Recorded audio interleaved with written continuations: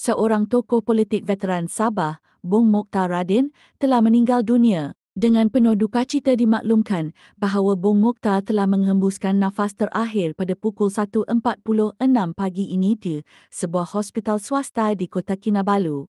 Arwah berusia 66 tahun. Beliau yang juga menjawat jawatan sebagai pengerusi Barisan Nasional BN Sabah dan ahli parlimen bagi kerusi Kinabatangan serta adun bagi kerusi lama, sebelum ini dilaporkan dimasukkan ke hospital kerana mengalami komplikasi termasuk masalah buah pinggang serta jangkitan paru-paru serius. Anaknya, Naim Kurniawan Mokhtar, mengesahkan pemergian bapa mereka melalui satu kenyataan di media sosial sambil memohon orang ramai mendoakan agar roh arwah dicucuri rahmat dan ditempatkan di kalangan orang-orang beriman. Sekitar karya, Bung Mokhtar telah lama bergiat dalam politik.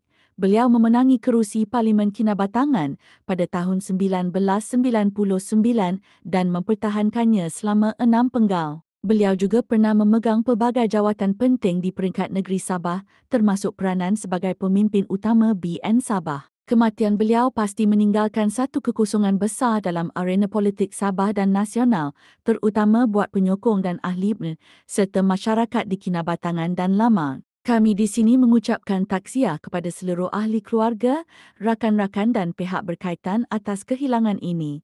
Semoga Allah mencucuri rahmat ke atas roh beliau dan memberi kekuatan kepada keluarga yang ditinggalkan.